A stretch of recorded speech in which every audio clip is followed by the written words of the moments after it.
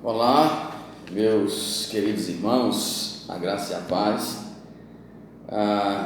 Que bom estarmos juntos para estudar a palavra de Deus. O nosso objetivo aqui é estudar a Bíblia. Nós estamos aqui com um propósito, esse propósito é estudar a palavra de Deus.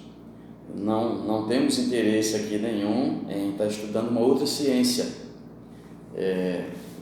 matemática, português, filosofia, nada disso. O nosso intuito, o nosso objetivo aqui é estudar unicamente a palavra do Senhor, essa palavra que fala das grandezas de Deus. Muitas pessoas começam a ler a Bíblia, mas não entendem que nós não entende a palavra de Deus, e nós queremos ajudar você a compreendê-la. Eu quero, nesses dias, ajudá-lo a entender a palavra de Deus, porque ela é maravilhosa, ela é perfeita, ela é única. E no estudo da Bíblia, nós precisamos fazer algumas considerações para poder entendê-la. Considerar o contexto em que ela foi escrita. O contexto cultural é importante, você entender a cultura naquele período em que a Bíblia foi escrita, para poder entender. Considerar o contexto histórico, a história do povo, o que estava acontecendo naquela ocasião. O contexto geográfico, é preciso também considerar, analisar os lugares, né? A região daquele povo naquela época. O contexto linguístico também deve ser considerado, porque a Bíblia ela foi escrita em uma língua que não foi a nossa, né? Ela foi escrita em outra língua. Então todas essas considerações elas são importantes e nos ajudarão a entender. Porque senão você lê, entende alguma coisa e outra coisa não. Você vai ler a Bíblia como informação, e a Bíblia não só traz informação. A Bíblia, ela, além de informação, a Bíblia nos instrui, a Bíblia nos ensina, a Bíblia quer nos ver bem, a Bíblia nos corrige, a Bíblia quer falar, né, de assuntos espirituais, das coisas de Deus, das coisas, da razão por que nós vivemos, que nós existimos. Tudo isso a Bíblia vai trazer para nós. Neste livro, a Bíblia, nós aprendemos sobre Deus, né? Muito sobre Deus, quem Ele é, se Deus teve um início, se Ele terá fim, se tem corpo como nós vamos ver isso, né? Se tem corpo como nós, ou não. Vamos entender de onde veio o homem, para onde o homem vai, e muitas perguntas sobre Deus, muitas questões que levantamos sobre Deus, a Bíblia nos responde. As suas dúvidas, seus questionamentos podem ser respondidos se você continuar estudando, se você se esmerar no estudo, se você se dedicar, se você se dispor a aprender a palavra de Deus, você vai ter estas respostas e outras mais. Deus, meus queridos irmãos, Deus é o personagem principal desse estudo. Deus é o centro do estudo, da palavra de Deus, do que nós vamos ver aqui nestas semanas, nestes meses. A Bíblia fala quem é Deus e o que Ele faz, porque Deus quer ser conhecido. Deus deixou um livro para que esse livro falasse a respeito dele. Quem é Ele, o que Ele faz, quais são os seus objetivos, o que Ele quer de nós, por que nós existimos, por que Ele nos criou, por que teremos início e fim. Então, tudo isso nós vamos ver nesse ensinamento aqui da palavra, nesse estudo da palavra de Deus. E olhando a Bíblia, olhando o seu conteúdo, nós vamos encontrar a fala de Deus. Como Deus não conversa conosco pessoalmente, como nós não temos oportunidade a capacidade de conversar com Deus face a face, Deus deixou um livro. Esse livro fala dele para nós. E a leitura da Bíblia, gente, você pode, se você tem uma Bíblia aí na sua mão, você pode dar uma olhadinha. É um livro grande, lógico, mas a leitura não é enfadonha. Quando você entende as razões e o contexto, os contextos em que a Bíblia foi escrita, né, você vai ver que ela é prazerosa, a sua leitura é gostosa, sua leitura faz bem. Nós a lemos com vontade, com disposição, porque ela está nos alimentando, e nós entendemos que ela vem de Deus, nós entendemos que é Deus falando conosco. Isso mais ainda nos anima e nos dá interesse em ler a Bíblia. A Bíblia é o livro mais importante do mundo. Eu digo isso sem sombra de dúvida nenhuma. Para mim, ela é o livro mais importante do mundo. E aquelas pessoas que não aceitam, que não entendem, ela vai continuar sendo o livro mais importante do mundo. Nenhum outro livro tem a grandeza de ensinamentos, de valores morais, espirituais, sociais que a Bíblia tem para nós. Deus se comunica por meio desse livro. Por isso ele é mais importante, porque é Deus falando para nós. Aquilo que Ele quer, aquilo que vai ser melhor para nós, está nesse livro. Toda a Escritura, preste bem atenção nisso, toda a Escritura é inspirada por Deus e é útil para o ensino, é útil para a repreensão, é útil para a correção. E nós podemos ver sobre a inspiração desse livro na segunda carta do apóstolo Paulo a Timóteo. Eu quero ver com vocês capítulo 3, verso 16. Timóteo, capítulo 3, 2 Timóteo, né? Que tem a 1 Timóteo. Então nós vamos ver a segunda carta, e o capítulo 3, o versículo 16, fala sobre a inspiração da palavra. 3:16. Vamos lá, vamos fazer a leitura. Prestando atenção, acompanhando. Toda a Escritura é inspirada por Deus e útil para o ensino, para a repreensão, para a correção, para a educação na justiça. Toda a Escritura, veja aqui o artigo A, definindo qual é a Escritura. Toda a Escritura, que é a Bíblia é chamada de Escritura também, toda a Escritura é inspirada por Deus, inspirada por Deus. Então pegue bem aqui essa palavra, inspirada por Deus. O que quer dizer inspirado? A palavra inspirado quer dizer que foi soprado. É como se Deus estivesse soprando, falando, sussurrando, falando bem baixinho ao ouvido dos escritores. Olha, você escreve isso, você põe isso aí, você fala assim. Então o escritor foi um instrumento, os escritores foram instrumentos de Deus para que escrevesse o livro de Deus, para que transmitissem a mensagem de Deus. Eles foram inspirados. O livro não tem a mensagem dos escritores, embora os escritores usavam os seus conhecimentos, né, a sua literatura, a sua maneira de escrever, mas a essência, a mensagem era de Deus.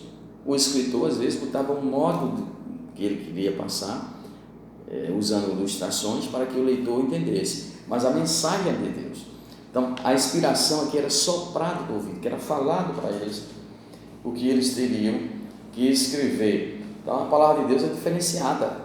Esse livro é diferenciado dos outros livros, porque tem uma inspiração. Os outros livros não têm inspiração.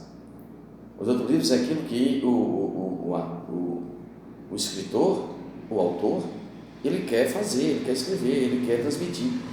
É um assunto dele, é uma mensagem dele, é um conhecimento dele. Esse aqui é um conhecimento divino. A mensagem é divina, embora foi um humano que escreveu, mas a mensagem não é do humano, é de Deus. Por isso é que é inspirada, né? As Escrituras está aí, o apóstolo Paulo falando para Timóteo: dê valor às Escrituras, porque ela é inspirada por Deus.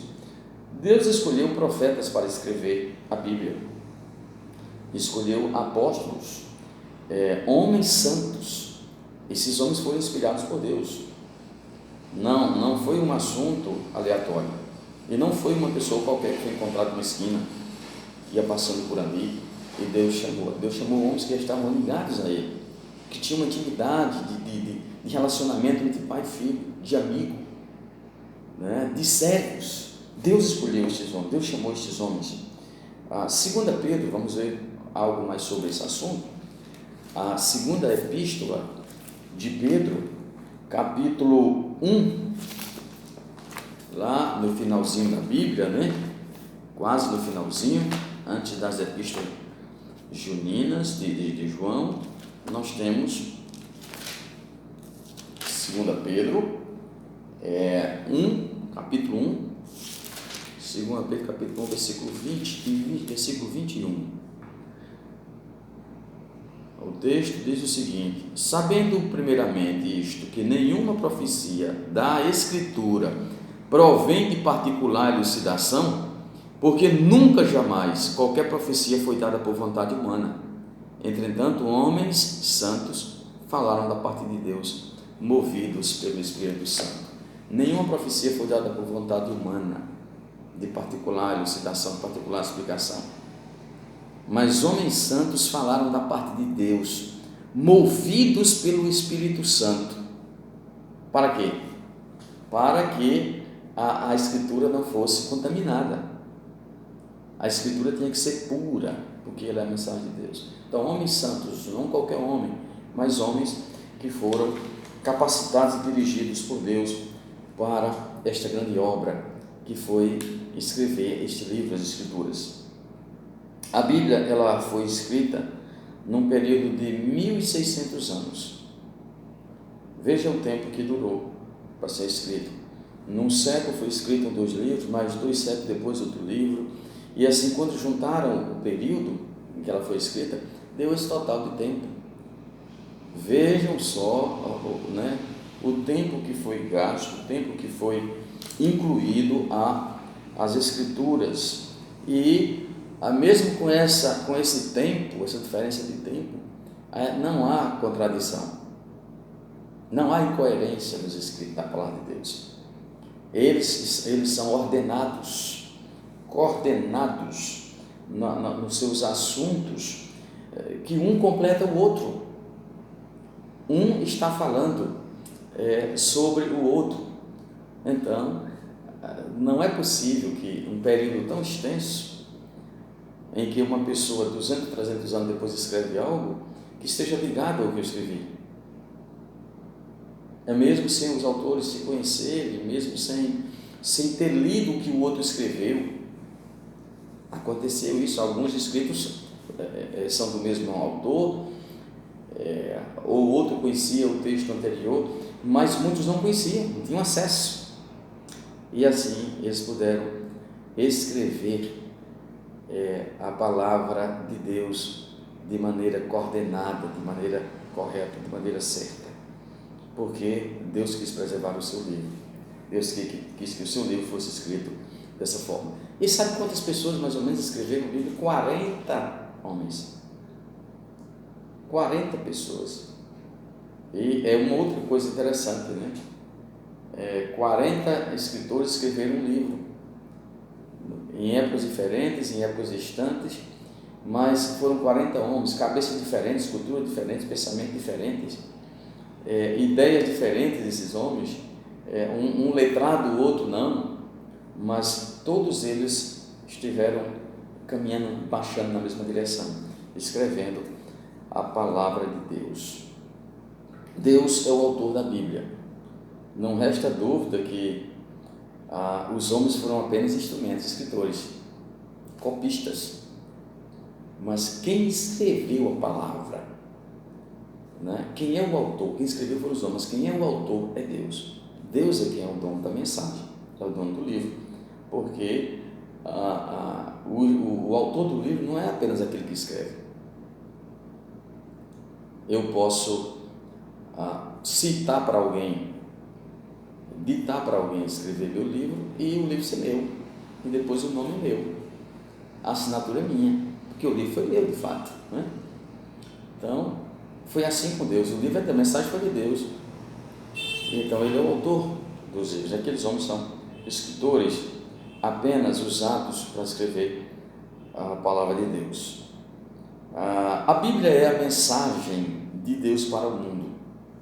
A mensagem que Deus tem para o mundo é a Bíblia. As pessoas do mundo, né? A população do mundo quer saber quem é Deus, vai ver a sua mensagem. Quer saber o que Ele quer, vai ver a sua mensagem. E onde está essa mensagem? A Bíblia. Este livro aqui é a mensagem de Deus para todos nós. O mundo daquela época, o mundo de hoje. O mundo daquela época que se resumia ali ao Oriente Médio, né, a Israel, a palavra de Deus era para aquele mundo. Hoje, a palavra de Deus também é para nós. Se estendeu a todas as pessoas de hoje. A Bíblia nunca sofreu alteração. Ela foi preservada, mesmo sendo escrita em 3 línguas. Não sofreu alteração. Ela foi escrita na língua hebraica, na língua grega e no aramaico. A língua hebraica compreende o Antigo Testamento, porque a Bíblia tem 2 testamentos. A Bíblia tem 66 livros e compreende 2 testamentos. O Antigo Testamento, porque ele está antes de Cristo, ele é o Antigo Testamento. E ele foi escrito no hebraico. Algumas porções, pouquíssimas porções, foram em aramaico, que era uma língua usada, uma linguagem usada para o comércio, não é, das pessoas do Oriente. E aí algumas coisas foram escritas, mas na maioria, né, a maioria grande foi escrita no hebraico. O Novo Testamento no grego. Então, não foi escrito em português, foi escrito no inglês, nessas línguas que nós temos hoje. Mas ela não sofreu alteração. Por quê?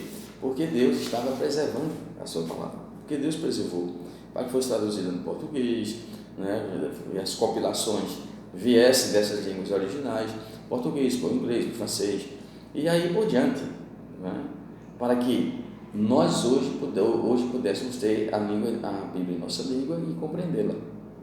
E ela não sofreu, apesar das traduções, a mensagem, a essência de Deus é preservada. Você pode trocar uma palavra, né? Tem palavra que vai precisar de uma palavra sinônima para encaixar num entendimento melhor, mas a essência não muda, até hoje é a mesma daquela época. A Bíblia é o único livro que fala a respeito de Deus, o único livro que fala a respeito de Deus. Não há outro livro. E também esse livro fala a respeito de nós. Qual o livro que fala a origem do homem? Qual é o livro que fala sobre os objetivos do homem, a razão do homem existir, até onde o homem vai, o que vai acontecer com o homem após túmulo? Tudo isso nós encontramos na Bíblia.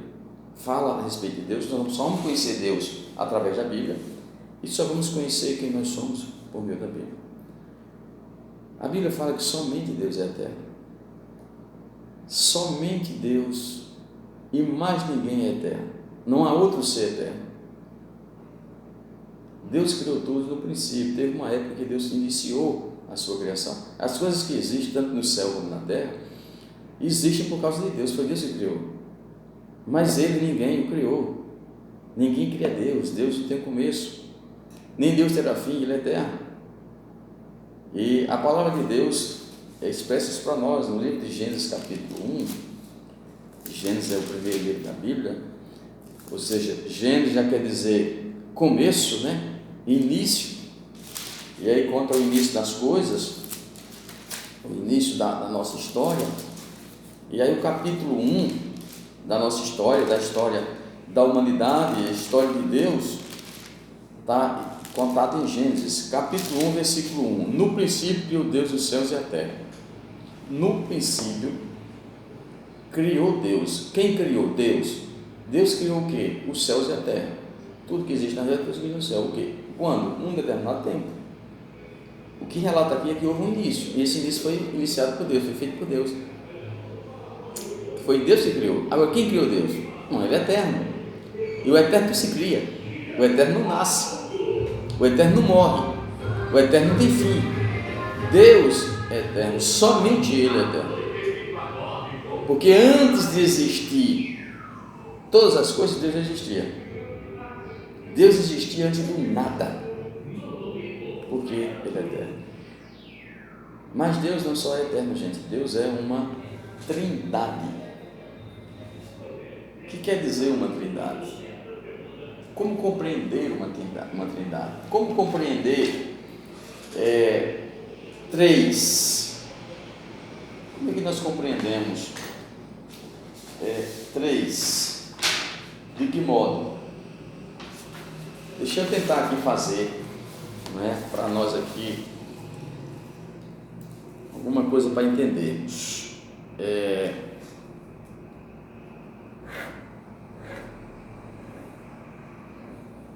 Eu fiz um traço aqui.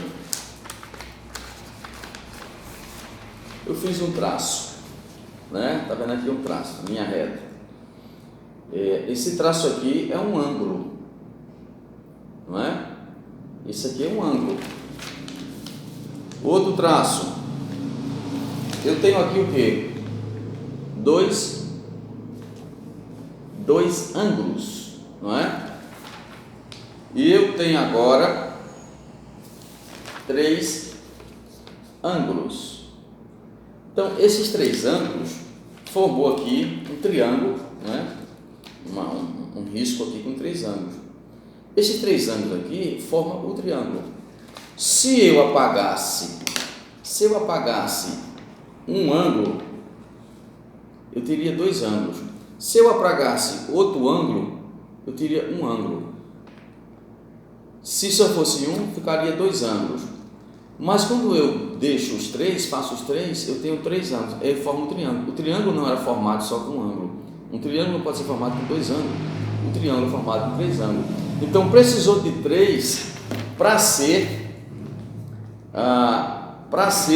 o triângulo. Então, o que é que nós entendemos? Nós entendemos que Deus é três. E esses três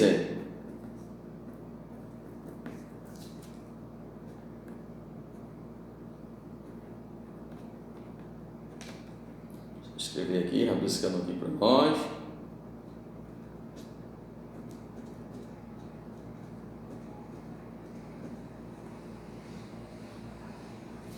Meio não está muito certinho, né? Vou pensar agora na hora. Então eu tenho aqui três ângulos que formam um triângulo. O triângulo é formado pelos três. Eu tenho aqui um ângulo desse é o Pai, um ângulo é o Filho e outro ângulo é o Espírito Santo. E os três juntos é Deus. Então Deus é o centro, Deus é o meio, né? Então eu quero que vocês entendam o seguinte, que é apenas um exemplozinho para dar-nos a ideia da Trindade. É difícil a mente humana compreender, não é fácil nós entendermos o que é uma Trindade. Como é que três pessoas pode ser uma, sem diferença, né? Como é que pode três pessoas ser uma pessoa? Mas é assim que a Bíblia explica. Deus é uma Trindade. Na Bíblia não tem esse nome Trindade, mas a Bíblia mostra que existe. Para existir não precisa ter o nome. Deus esse nome, né? Não tem na Bíblia. Deus Trino, você pode usar Trindade, porque existe o Pai, o Filho e o Espírito Santo, e os três é Deus.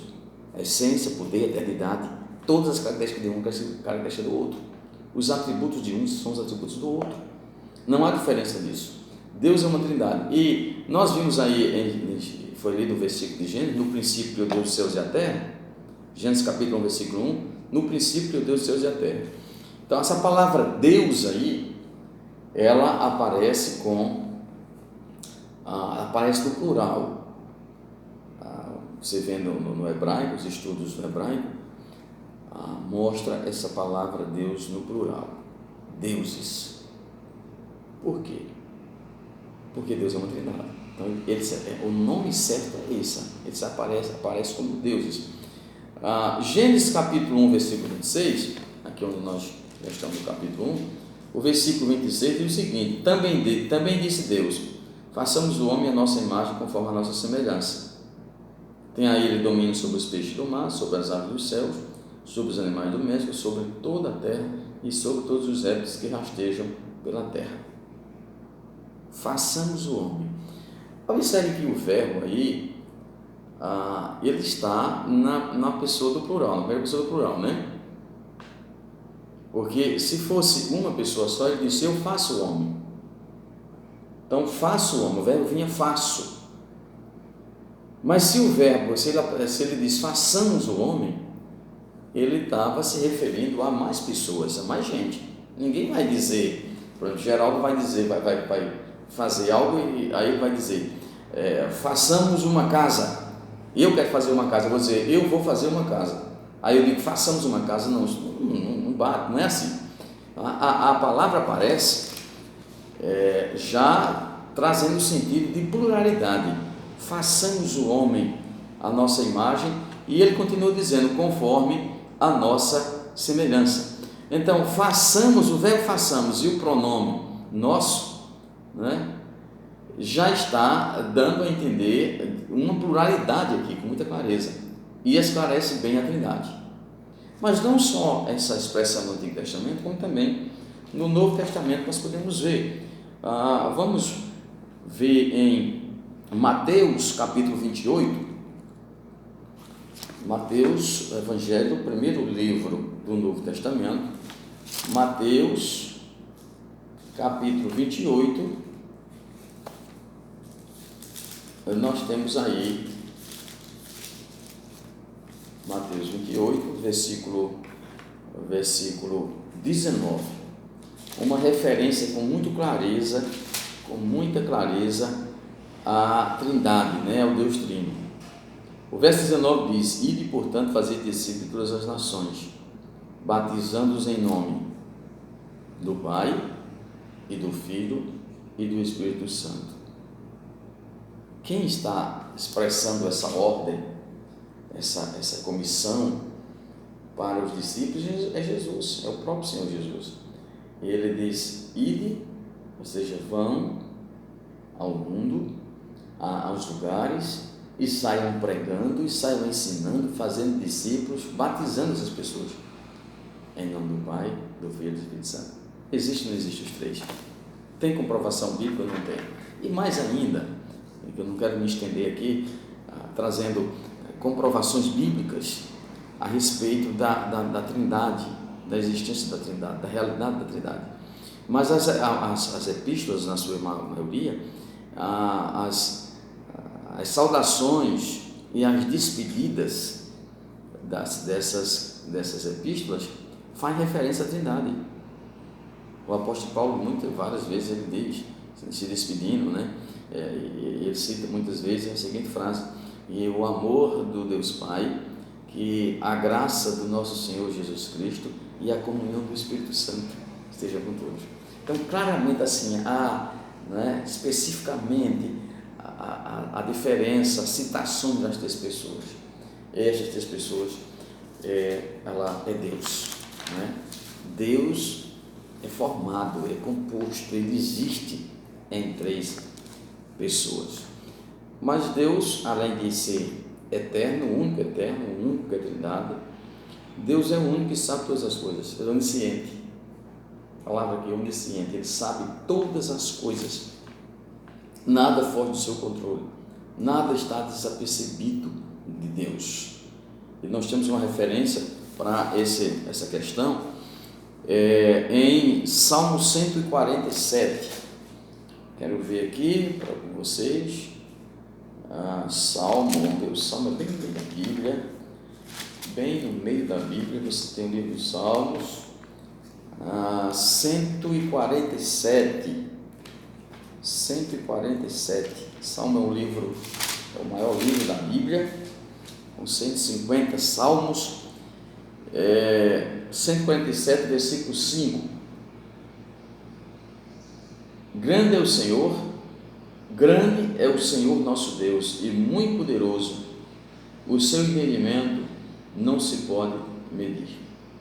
Ele é grande, é poderoso, e o seu entendimento não se pode medir, porque ele sabe todas as coisas, ninguém pode medir, ou seja, não é igual a ninguém, não há quem entenda, não há computador que tem inteligência artificial, né?